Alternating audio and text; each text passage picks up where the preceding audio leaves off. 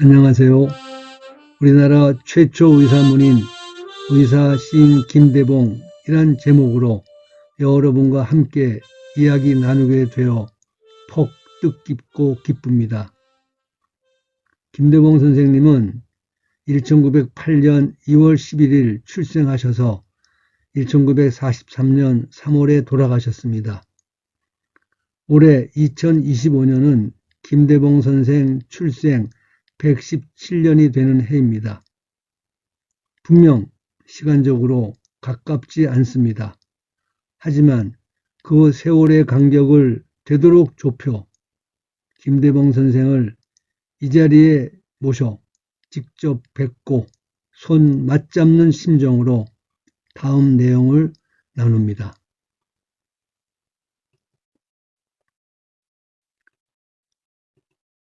의사 김대봉, 시인 김대봉, 무심출간, 보리피리를 동요로 의사 시인 포백 김대봉, 인간주의, 환자, 그리고 자기 자신을 연민하다. 대등 의사 시인 포백 김대봉, 포백 김대봉은 어떻게 생겼을까? 그리고 맺고자 합니다. 오늘 강연의 많은 참조는 한정호 교수가 엮은 포백 김대봉 전집에 의하고 있음을 먼저 말씀드립니다. 먼저 의사 김대봉입니다. 1929년 21살부터 1933년 25살까지 만 4년 동안 평양의학전문학교를 다닙니다. 이 사진은 평양의정 건물이고 이는 평양의전의 교모와 모자에 달린 모장입니다. 26세가 된 1934년부터 2년 동안 서울 종로로 와서 정구충 외과의원에 근무합니다. 정구충 박사님은 한국의학계의 거물이셨습니다. 특히 의학교육의 선구자이셨고 의료계 명사셨습니다. 2년간 정구충 의원에 근무한 후 고향 김해로 내려가 개원을 하다가 인근의 명지리로 병원을 옮깁니다. 개원 장소를 살펴보면 지도에서 보듯이 김해읍에서 먼저 하다가 잠시 명지리로 옮깁니다. 명지리는 지금은 부산광역시로 편입되어서 명지동으로 이름이 바뀌었습니다. 1937년 29살부터 1943년 35살까지 경성제국대학의학부와 부속병원에서 근무합니다. 사진은 지금의 마로니에공원에서 바라본 당시 경성대학의학부 본관 전경입니다. 현재 서울의대 본관으로 사용되고 있습니다. 그리고 지금 우리가 세미나를 하는 곳은 바로 이곳입니다. 서울대학병원의 옛 건물입니다. 지금 의학박물관으로 사용하고 있습니다. 이처럼 병의원이 바쁜 진료에도 의학의 대중화를 위해 노력합니다. 그 한 예로 일반인을 대상으로 대중의학 잡지 발간에 적극 참여합니다. 그 내용을 보면 가정간호와 치료 잡지로 잡지 이름은 대중의학입니다. 여기 글씨가 작습니다만 편집 경성제대麻酔외과에 근무하는 평양의학사 김대봉이라는 글씨가 뚜렷합니다. 1938년 30살에 의원을 개원합니다. 당시 의원 광고지입니다. 한글로 바꿔봅니다. 경성부 도남정, 의원 이름은 중앙의원, 정형외과 기계 일반 제작소, 기사는 민우융, 고문은 김대봉. 왼쪽 위에 진료 과목이 써 있습니다. 정형외과, 일반외과, 내장외과, 그 아래 부속 의수족이라고 쓰여 있고 그 밑에 한자와 일본 가다가나로 이렇게 쓰여 있습니다. 척추 마루세프토. 보시는 모든 글자를 거의 의학적으로 이해할 수가 있는데 이 마루세프토라는 말은 도저히 알 수가 없었습니다. 그래서 백방으로 조회 문의하다가 3월 31일 대학 동기 신경외과 김동호 교수에게 도움을 청하자 바로 다음이 카톡 회신이 왔습니다. 김 교수의 일본 동료인 시마 교수의 회답입니다. 그대로 읽겠습니다. 와카리마시타 세키치 코르세토 데스. 이렇게 생각할 수 있는 것은 의수의족이라는 말하고 정형외과 의원이라는 말에서 힌트를 얻었다 라고 해답이 왔습니다. 우리말로 번역해서 알겠습니다. 척추 콜셋입니다. 의수의족 및 정형외과 의원이라는 사실이 힌트. 그렇습니다. 이 마르세프토는 코르세트이고 이것은 이렇게 쓰는 코르세토라는 것을 인쇄를 잘못해서 글씨 모양이 비슷하니까 마르세프토로 인쇄했던 것입니다. 이 척추 코르셋은 잘 아시는 척추를 교정시켜주는 의료기기로 지금도 쓰이고 있습니다. 이 중앙의원의 주소가 경성부 도남정입니다. 그 위치가 매우 궁금했습니다. 도남정은 현재의 성북구 도남동입니다. 마침 제가 살고 있는 지역입니다. 그 번지수를 보니까 455-13번지입니다. 경성부 도남정 455-13번지. 서울 역사 아카이브를 탐색하여 그 당시 지도를 한번 살펴보았습니다. 여기가 동대문이고 여기 도남정이라는 글씨가 또렷이 써 있습니다. 여기 번지를 표시한 숫자들이 보이는데 매우 불명확하고 또 판별이 쉽지 않습니다만 여러 차례 여러 글씨들을 수차례 확대 비교해 보고 분석해 본 결과 이 부근이 경성부 도남정 455-13쯤입니다. 이곳에 중앙의원이 있었습니다. 흥미로운 것은 문예지를 발간하는 맥사가 주소를 같이 한다는 것입니다. 그리고 경성제대 의학부는 이곳 현재 서울의대 자리입니다. 여기 보이는 이 길이 대학로입니다. 대학로를 쭉 지나서 해어동 로타리를 지나 삼성교를 지나서 도남동으로 가는 길이 그대로 있고 계속 올라가면 미아리 고개가 됩니다. 그리고 요리 올라가면 아리랑 고개가 되겠죠. 중앙의원 자리를 확대해서 보았습니다. 글씨가 이렇게 판별이 안 됩니다. 4자 정도는 보여 이 지역으로 짐작이 됩니다. 이 길이 바로 현재의 아리랑 고갯길입니다. 그래서 이 당시와 가장 가까이 아리랑 고개를 알 수 있는 사진 등을 찾아 수소문했습니다. 마침 이인성 화백이 1934년 아리랑 고개라는 그림을 그린 것이 있었습니다. 이 길이 바로 아리랑 고개입니다. 여기 보시면 이렇게 길 하나가 와서 만나는 걸 볼 수가 있습니다. 이쯤이 중앙의원 위치로 생각됩니다. 이곳을 지난 4월 1일 제가 직접 가서 사진을 찍었습니다.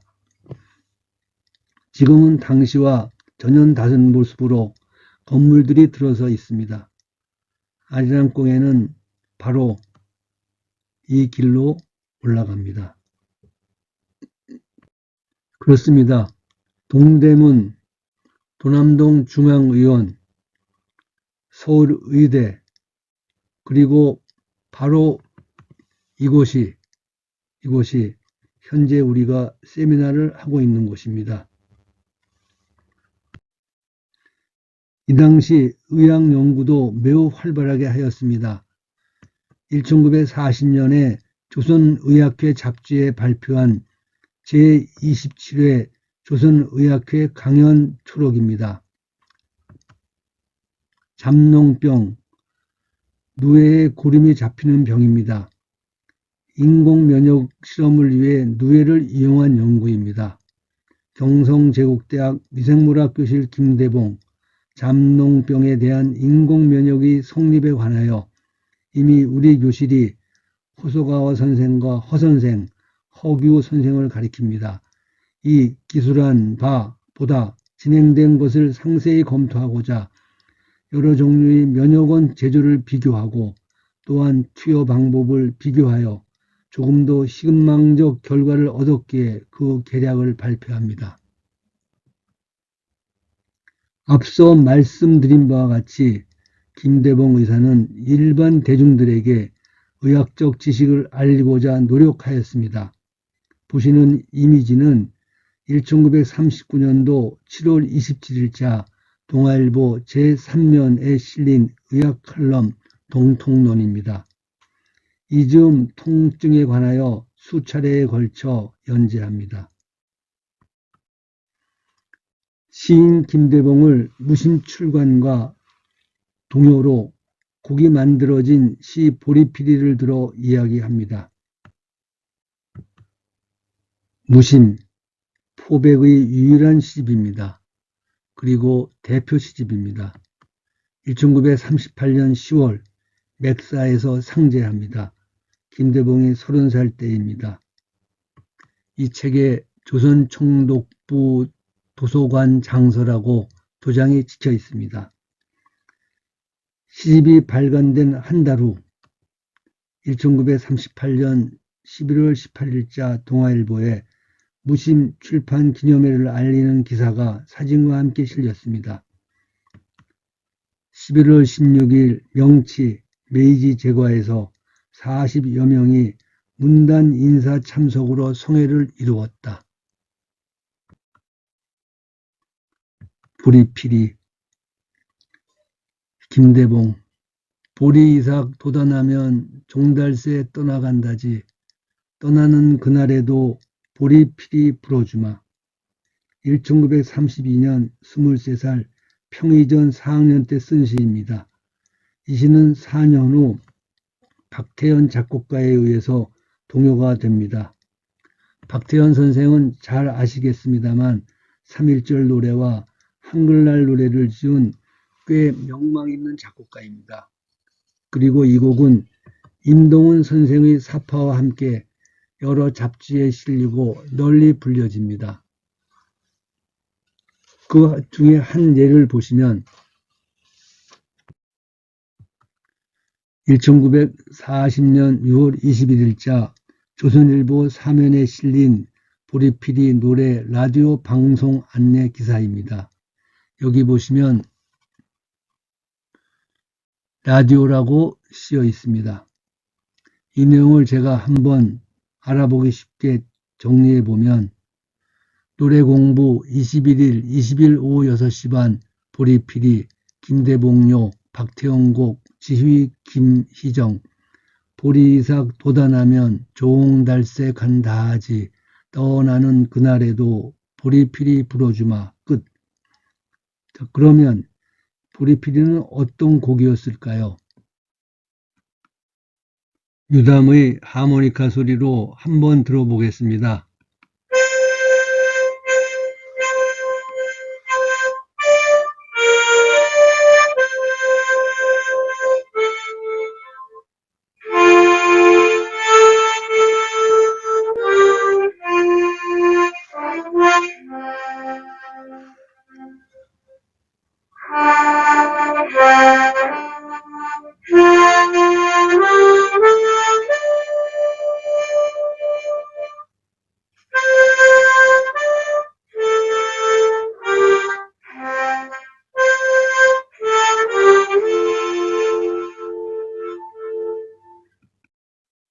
이어서 의사 시인 포백 김대봉, 인간주의, 환자 그리고 자기 자신을 연민하다, 대등 의사 시인 포백 김대봉 이야기를 나누겠습니다.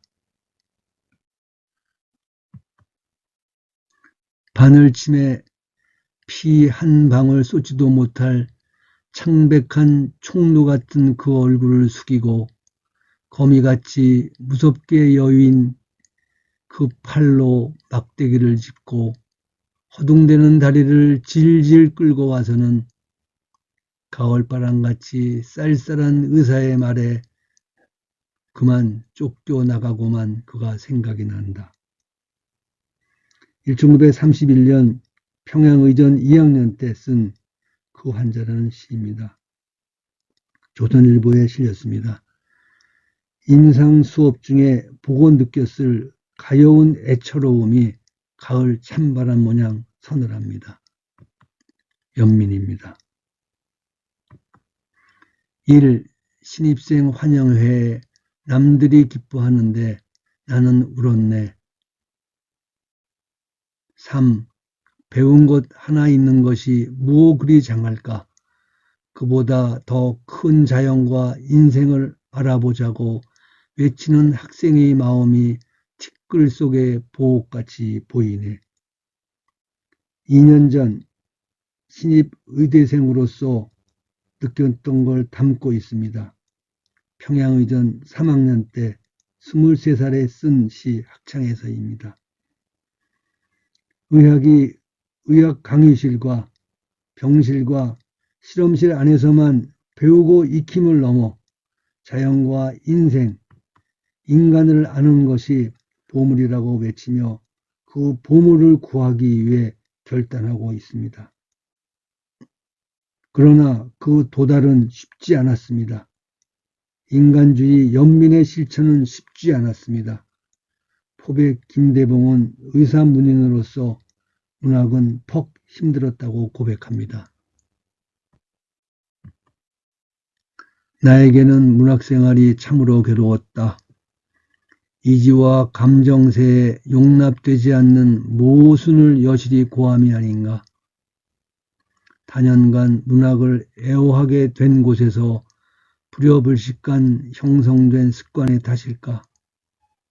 그러나 나의 실제 생활은 인간은 자연계 일반 법칙에 순응하는 자연이 일부분이며 자연이 소산이다고 외쳤다.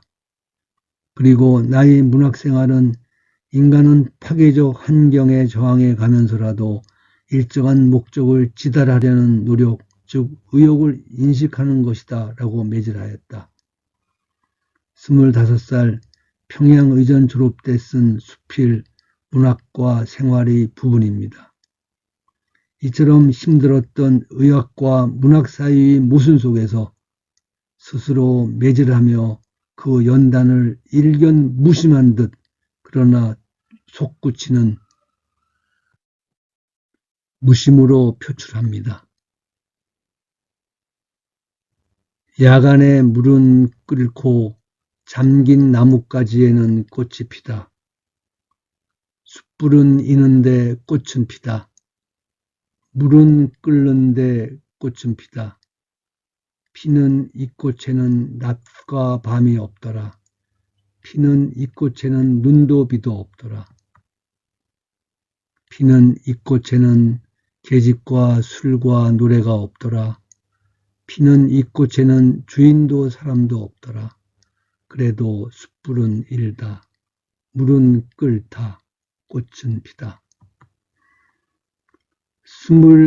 27살의 시입니다. 이때는 정구충 외과의원에 근무하고 김해 개원으로 참 분주한 시기였습니다. 이러면서도 자신이 속한 인간을 향한 연민을 치유할 온전한 인간주의를 꽃피우고자 표백은 연단했습니다. 포백 김대봉은 스스로 매질하며 연단했습니다. 그 일면을 함께 봅니다.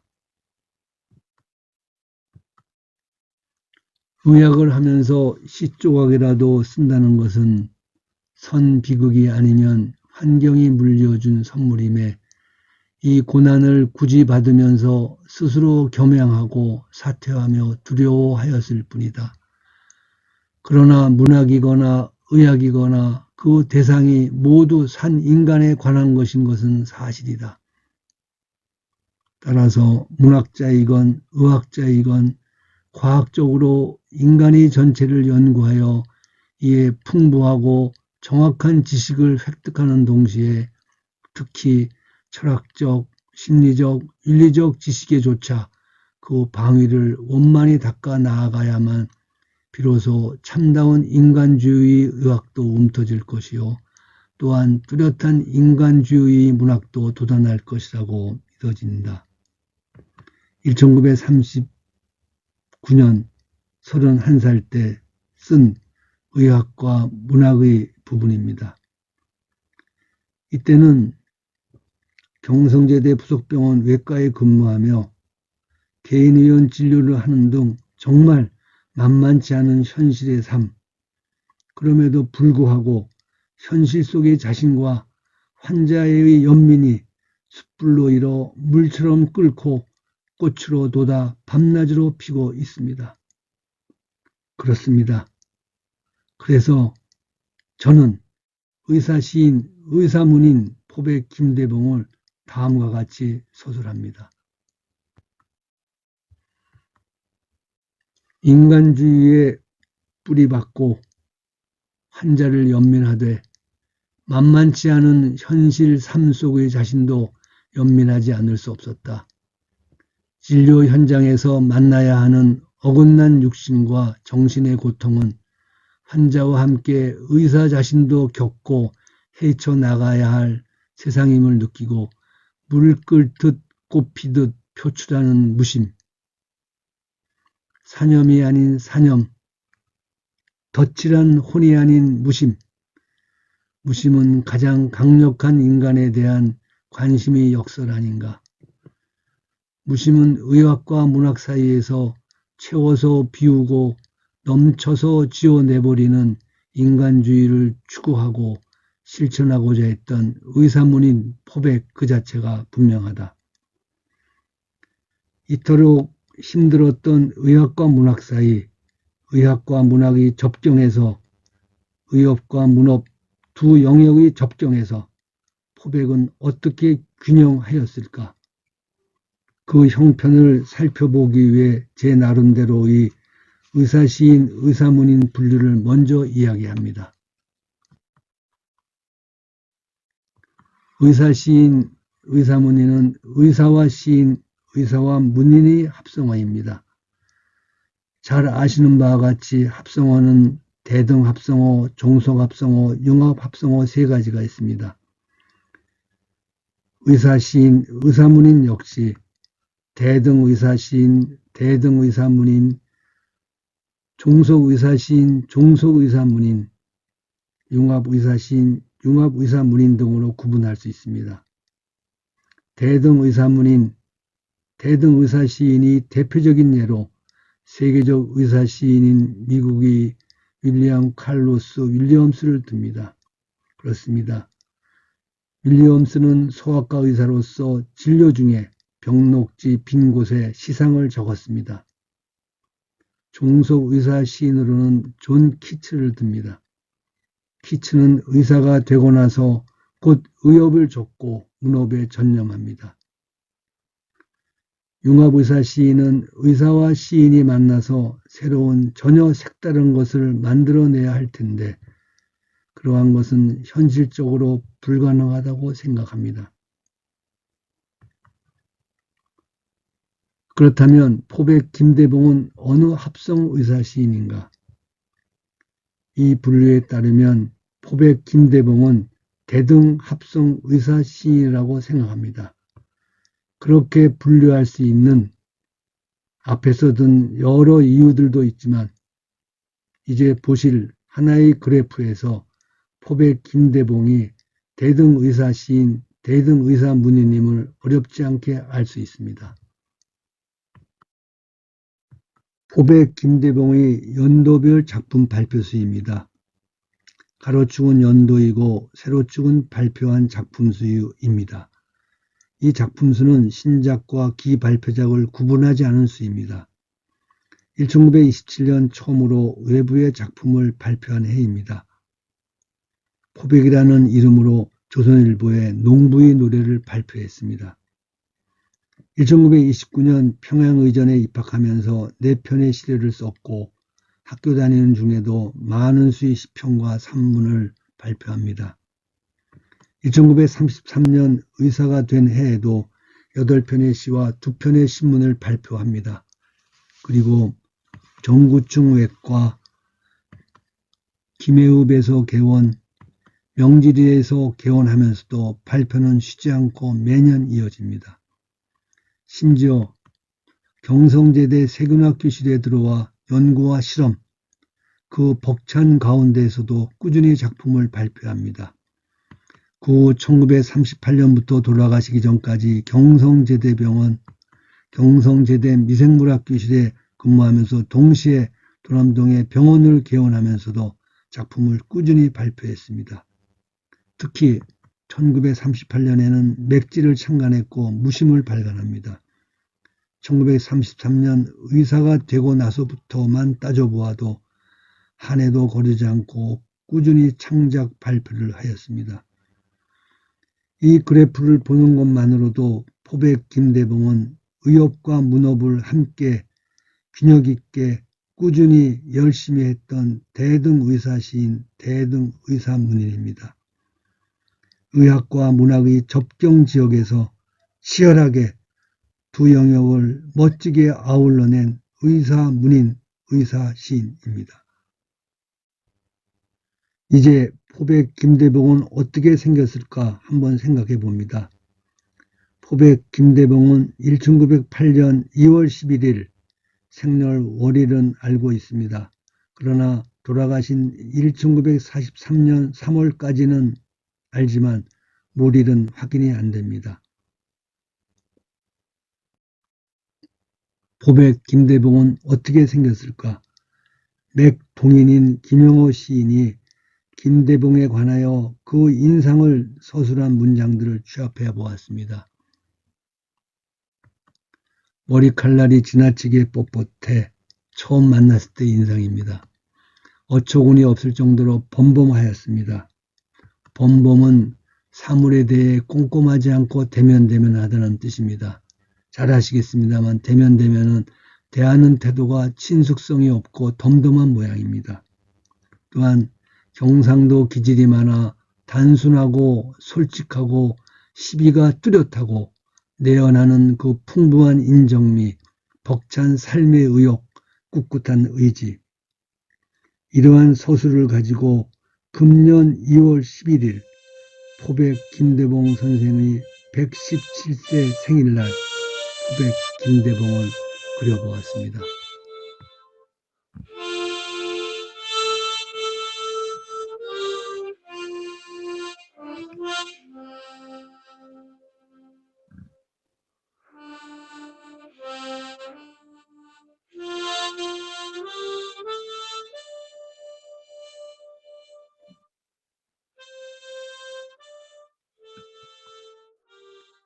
맺습니다.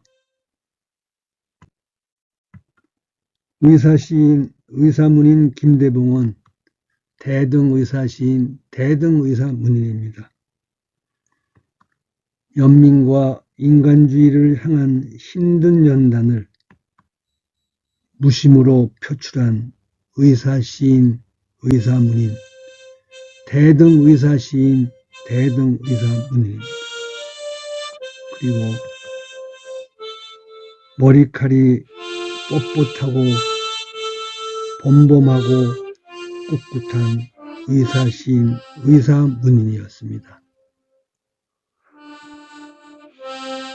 끝까지 함께 해주셔서 대단히 고맙습니다.